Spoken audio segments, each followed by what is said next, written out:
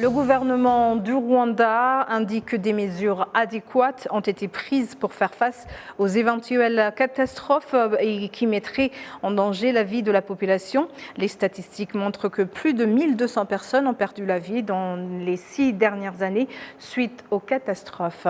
Devant les 2 chambres réunies du Parlement ce vendredi, le Premier ministre, le Dr Edouard Ngirente, a indiqué que le gouvernement s'est engagé à relever les capacités des agents intervenant dans la lutte contre les catastrophes, sans oublier de multiples des actions de venir en aide aux sinistrés. Le docteur Ngirente a également fait savoir que pour cette fin, des projets de grande envergure visant à prévenir les catastrophes ont été adoptés de façon durable. En 2022, les catastrophes ont affecté plus de 186 millions de vies humaines à travers le monde, causant des dégâts évalués à 223 milliards de dollars américains. Ce vendredi, le Rwanda s'est joint au reste du monde pour saluer le rôle des petites et moyennes entreprises dans le développement des pays. Autour de 300 opérateurs de ce secteur étaient réunis à Kigali pour célébrer leur impact dans le développement national et régional. Les petites et moyennes entreprises représentent 98% des affaires au niveau national, comme l'a indiqué le ministre du Commerce. Aujourd'hui, il était question de non seulement célébrer les petites et moyennes entreprises, mais aussi d'encourager ceux qui souhaitent, mais qui ont toujours peur de joindre les acteurs de ce secteur dans le cadre de développement économique national et régional. Les étudiants du centre régional polytechnique intégré de Gishari, c'est en district de Rwamagana, ont développé une application technologique qui répond à certains défis de notre société, notamment ceux aux accidents de circulation et ceux du secteur notamment d'agro-industriel. Les détails avec Patrick Nilidandi. Mugisha Samuel, un étudiant de l'IPRC Gishari, a développé un logiciel d'application qui aide dans le secteur de l'irrigation et à l'épandage du fumier dans les serres avec juste l'utilisation d'un téléphone portable. L'inventeur estime que cela peut augmenter les rendements agricoles et faire gagner beaucoup de temps aux utilisateurs. Comment ça marche ? Il y a des dispositifs que nous avons introduits dans les terres pour déterminer la quantité d'eau et aussi les fumiers nécessaires. Les données sont automatiquement envoyées à votre téléphone portable et vous suivez juste les instructions. Nous essayons de voir comment cela peut devenir automatique sans notre implication. Shema Bakundu Kize Honoré a également créé et développé un logiciel informatique qui permet de connaître la quantité d'eau nécessaire dans les rizières.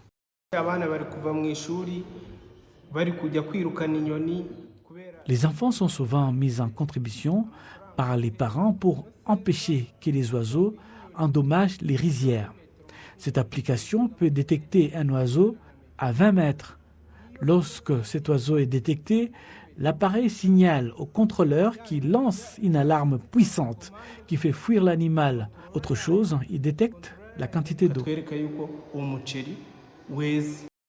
Toujours dans le même ordre d'idées, un autre jeune ingénieur, Gaston Zaïkolera, a créé et développé un logiciel qui tente de réduire le nombre d'accidents de la route en signalant notamment les pannes de frein et d'autres problèmes liés aux véhicules. Une voiture roule et le conducteur appuie sur le frein.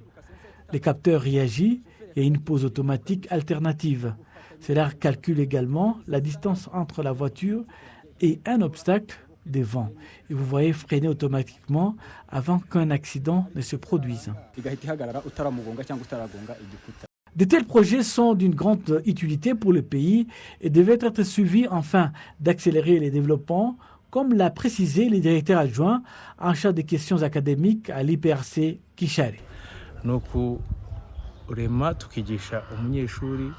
éduquons les étudiants qui sont prêts à rejoindre le marché du travail pour apporter des solutions aux défis qui entravent le développement du pays en général Et nous leur signalons que le pays compte sur eux. Le ministère de l'Éducation a créé des écoles professionnelles et des formations pour aider les étudiants, même après la fin de leurs études, à continuer à se développer et à créer des emplois. Le rapport de l'inspection du travail a révélé que 66 entreprises privées de la province de l'Ouest ne respectaient pas les normes du travail. Le ministère de la fonction publique et du travail indique vouloir prendre des mesures face à cette situation. Le récit toujours avec Patrick Guilindade.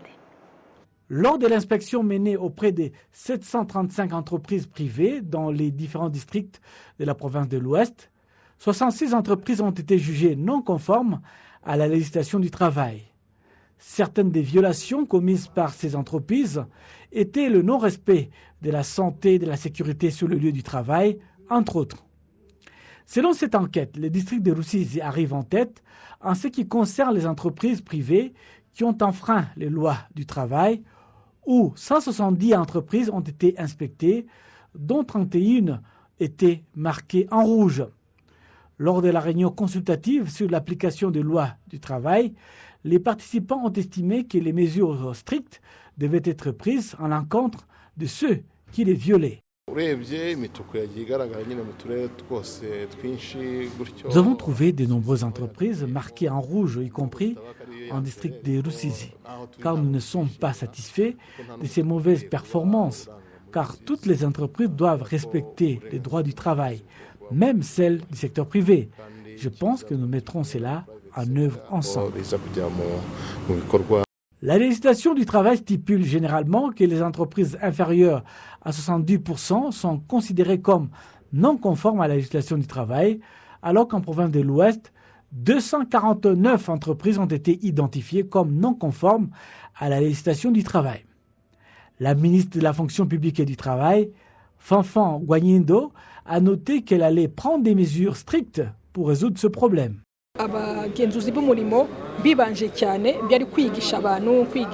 Les inspecteurs du travail ont plus opté pour la sensibilisation et l'éducation au lieu de sanctionner.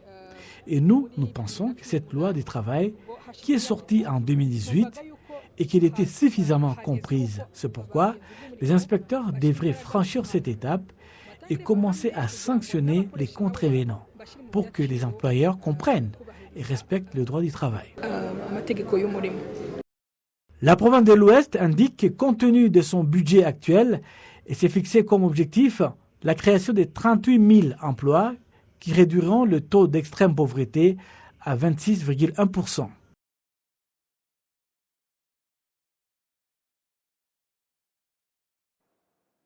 À présent, retour au studio sur notre plateforme. Nous avons le plaisir, nous avons l'occasion d'accueillir Madame Dimitri Sissi Ouanyirigila. Vous avez peut-être entendu parler de ce nom. C'est une dame qui vient d'écrire un livre intitulé « N'accepte pas de mourir ». Mais auparavant, elle avait écrit un livre en anglais intitulé « Do not accept to die ». Bienvenue, Dimitri. Merci beaucoup, Michel. Alors, nous allons un peu parler de ce livre en résumé. De quoi parle-t-on dans ce livre? Ce livre, comme initialement publié, c'était Do Not Accept to Die. Et puis dernièrement en français, N'acceptez pas de mourir. C'est un livre de mémoire. C'est mémoire de génocide perpétré contre les Tutsis, mais c'est aussi une biographie. Donc c'est la vie, c'est mon histoire racontée, tant que je l'ai vécue depuis le jeune âge jusqu'à aujourd'hui, mais en mettant un accent particulier sur le génocide perpétré contre les Tutsis, comment il s'est préparé, comment il a été exécuté et comment moi et certains de mes amis, quelque peu de Tutsis l'ont survécu. Oui. Alors, ici, vous parlez surtout de votre parcours pendant le génocide, même après avoir survécu à ce génocide. Pourquoi avoir choisi mettre votre témoignage dans un livre? Parce qu'il y a des survivants qui disent ne pas vouloir retourner en arrière, répéter encore une fois ce qui s'est passé. Pourquoi, Dimitri, avez-vous choisi de le faire? Merci beaucoup pour la question. Je sais que les livres, les écrits ne disparaissent pas beaucoup. Et puis, je n'étais pas forte. Je ne pouvais pas faire une chanson ou un poème ou quelque chose d'autre. Mais pour moi, c'était un livre. J'ai choisi le livre parce que on dit même souvent qu'on écrit souvent ce qu'on ne peut pas dire. Oui, oui. Donc, j'ai beaucoup de choses à raconter. J'ai préféré les mettre dans un livre pour que tu puisses le lire et que ton enfant aussi pourra le lire. Donc, c'est la transmission par écrit que j'ai choisi parce que les écrits vraiment restent. Alors, est-ce une façon pour vous aussi d'évacuer votre vécu, de partager, mais aussi de vous dire je suis en train de guérir, parce que c'est une façon de guérir. Oui, c'est vrai, les histoires mauvaises, horribles, quand on les raconte, c'est aussi une guérison. Donc ça nous aide à combler le vide, mais aussi à guérir les blessures que ces histoires même nous causent. Donc en l'écrivant, en partageant, en les faisant sortir, je me soulage. Oui. On se soulage et puis on guérit en même temps. Petit à petit, c'est un processus. Est-ce une façon aussi de vous dire, peut-être je vais continuer à écrire, ou bien c'est plus pour raconter votre vécu pendant les génocides? Y aura-t-il une suite, ou bien y aura-t-il une autre histoire à raconter? Oui, je pense. Je pense que définitivement, il y aura des histoires à raconter. J'en ai plein, mais aussi je vais aussi aider les autres à raconter les histoires parce que justement, j'ai vu comment c'est utile. Donc, quand ça me fait du bien, ça peut aussi te faire du bien. Je vais encourager les autres aussi à écrire, mais s'ils ne peuvent pas, je pourrais aussi me faire volontaire pour les aider. Il y a même un commentaire sur votre livre que vous avez écrit, un commentaire de l'ambassadeur Wellars Gassamadiela qui a dit ce livre devrait inspirer et encourager le rétablissement des âmes faibles en deuil comme un témoignage de résilience. Par rapport à ceux qui ont déjà lu le livre, je dirais celui en anglais, y a-t-il eu des retours qui vous disent vraiment ça m'a construit? Y a-t-il eu des retours? Oui. J'ai eu beaucoup de feedback ou bien de commentaires des gens qui ont lu, qui les ont beaucoup aidés, surtout les jeunes et surtout aussi les gens qui n'étaient pas là. Oui. Parce qu'ils se disent qu'en lisant mon histoire, ils se projettent dans le passé et dans l'environnement. Donc, elle se dit, comme je n'étais pas là et que c'est l'histoire de mon pays et que j'ai la chance de lire l'histoire d'une survivante, ça m'aide à comprendre ce qui s'est passé. Et puis d'autres jeunes aussi qui ont les parents qui ont été tués pendant le génocide, par exemple. Une fille m'appelle, me dit, je vis en France, j'avais 3 ans pendant le génocide, mais tu as l'âge de ma mère. Donc je me dis que parce qu'on l'a tuée et que je n'aurai jamais la chance de la rencontrer, mon père et ma mère, je les retrouve dans ton histoire. Donc c'est une façon d'aider les gens à connaître l'histoire, la vraie histoire, à poser des questions, à savoir encore, à comprendre ce qui s'est passé. Mais en même temps, c'est aussi la façon d'encourager les autres qui ont des histoires à raconter, à refaire. Et le plus tôt, c'est le mieux parce qu'on vieillit et puis on oublie. Oui. C'est ça, et surtout pour, je dirais, lutter contre le négationnisme qui sévit à gauche, à droite. Et aussi, est-ce pour vous, je dirais, un combat comme une survivante qui doit continuer à combattre le négationnisme, ceux qui disent non, il n'y a pas eu de génocide? Oui, bien sûr. C'est un combat parce que c'est un combat, c'est un devoir, c'est une responsabilité. Parce que c'est notre façon de contribuer à la reconstruction du pays. Mais aussi, on dit souvent que nous, les rescapés, nous sommes les tombes ou les mémorials qui se déplacent. Donc nous sommes des preuves ou bien des preuves que ça a eu lieu. Il ne faut pas que quelqu'un vienne nier ça ou bien juste dire que ça ne s'est pas passé alors qu'on est là. Oui, alors Dimitri, vous avez aussi, je dirais, traduit en français le livre Do Not Accept to Die. Vous l'avez écrit en disant « N'accepte pas de mourir ». Ce titre, il interpelle. Pourquoi avoir dit « Je n'accepterai jamais de mourir » ? Et pourtant, nous devons mourir à un certain point. Oui, bien sûr, nous allons et nous devons tous mourir, mais c'est un titre qui donne un message de résilience. Comme le dit bien l'ambassadeur Wellars, ça donne le message à celui qui va le lire avant même de commencer. Qu'est-ce que même ça dit? Pourquoi je ne devrais pas accepter de mourir? Parce qu'il y a beaucoup d'occasions ou de scènes horribles qu'on a pu survivre qui nous montrent qu'il faut vraiment s'y mettre, il faut se battre, il ne faut pas accepter, il faut s'accrocher à la vie. Parce que la vie, on l'a eu très difficilement. Maintenant que nous l'avons, que c'est un cadeau, comment on s'accroche à ce combat de rester en vie malgré tout ce qui se passe. Oui. Alors Dimitri, y aura-t-il une autre traduction? Parce que maintenant nous avons l'anglais, nous avons le français. Y aura-t-il peut-être le Kinyarwanda pour les Rwandais aussi pouvoir lire? Oui, bien sûr. Parce que je me suis donné un défi de publier une autre langue chaque année. Oui. Donc, mais je vais commencer. J'ai des gens qui lisent, qui deviennent des supporters et qui m'aident. Donc, j'ai déjà une promesse de traduire en allemand, et puis en hébreu, et puis le Kinyarwanda, j'attends encore de trouver le moyen, mais aussi de mettre ça en audio. Beaucoup de gens ont demandé la version audio, donc c'est ça les 3 projets.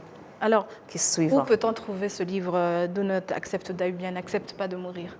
Les 2 livres se trouvent dans les librairies à Kigali, la librairie Caritas en ville, la librairie Kirezi ici à côté à Katiru, et puis le magasin Charisma à Kigali 8, et puis à Gisozi Memorial. On peut le trouver aussi en ligne? Oui, en ligne aussi on l'a sur Amazon, français, allemand.com, donc tous les Amazones, on peut le trouver. Alors, nous rappelons à nos téléspectateurs que Dimitri vient d'écrire un livre intitulé « N'accepte pas de mourir ». Vous pouvez le trouver dans différentes librairies. Je vous remercie, Dimitri. Et encore une fois, courage. Merci beaucoup, Michel. Vous êtes forte. Et merci aussi pour la presse et les journalistes. Vous faites beaucoup de promotion, ça nous aide beaucoup. Merci aussi. Alors, ce vendredi, le Rwanda s'est joint au reste du monde pour saluer le rôle des petites et moyennes entreprises. Mais avant ça, nous prenons une petite pause et nous revenons à tout à l'heure.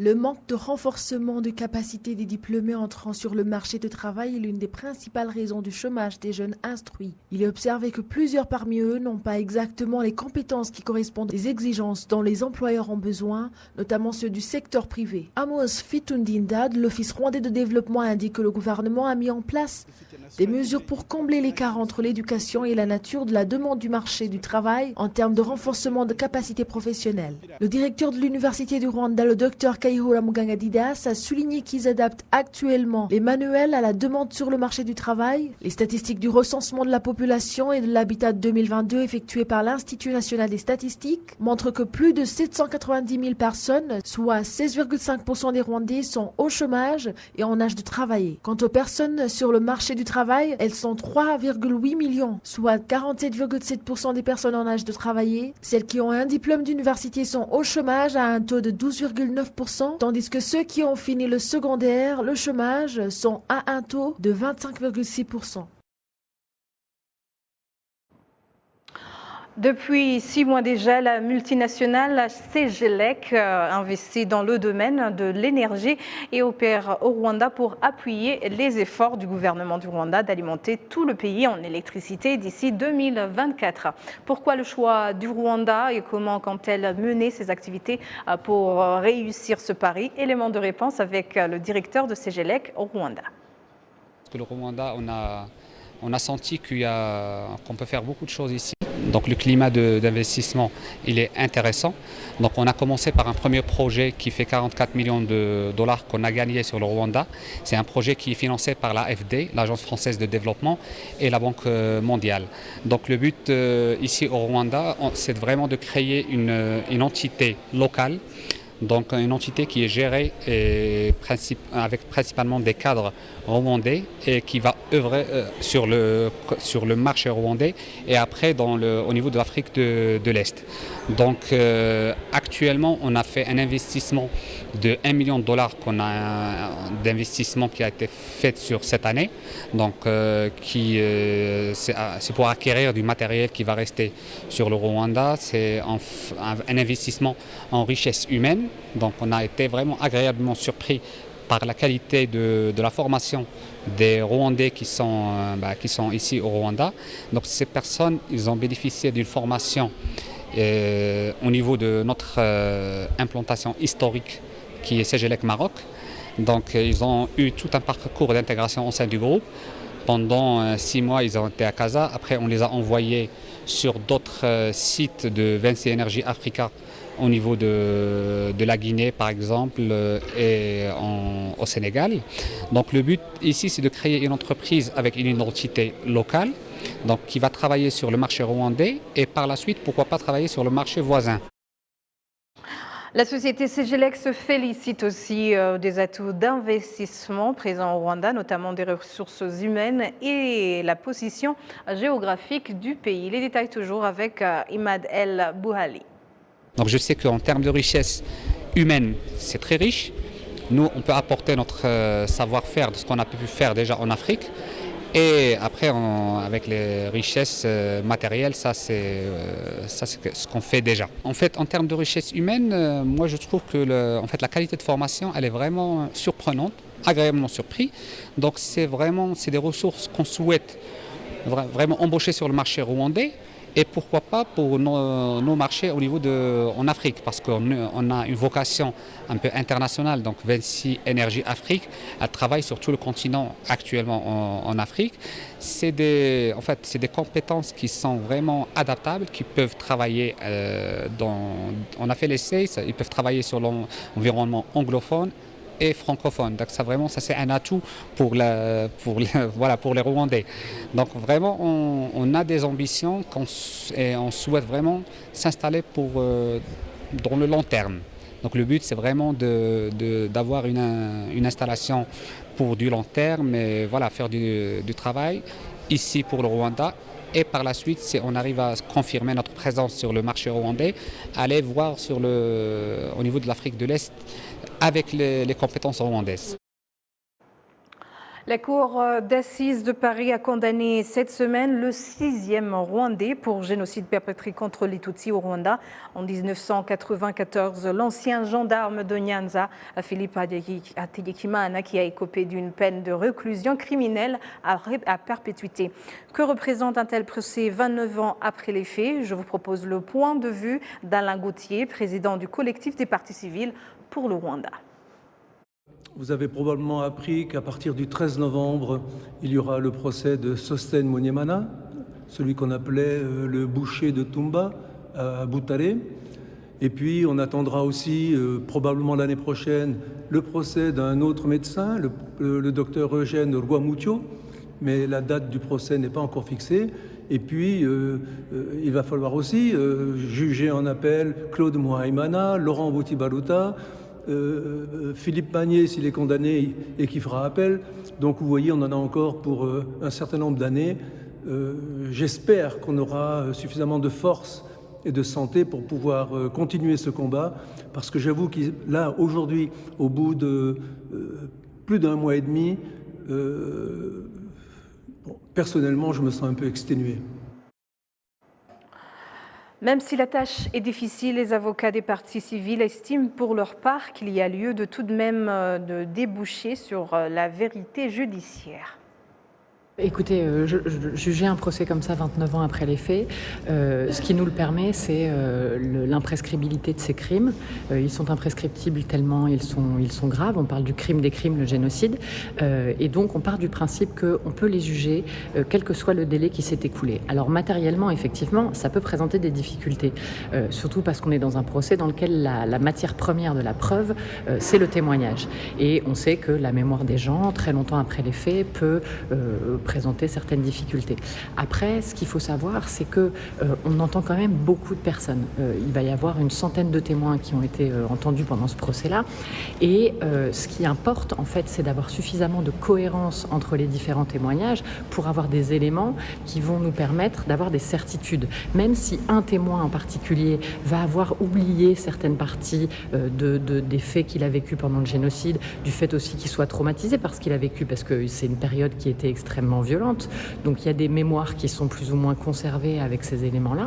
Même si un témoin a oublié certains faits, on remarque quand même chez chacun, quand il évoque son récit, des souvenirs très présents.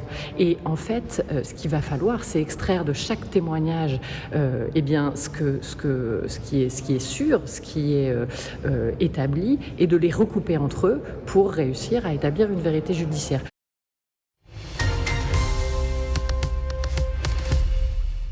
Et voilà, c'est tout. Et au nom de toute l'équipe qui a contribué à sa réalisation, je vous remercie. Moi-même, Sheila Dukunda. Bonne poursuite des programmes de la télévision. Bon week-end et d'ici là, portez-vous bien.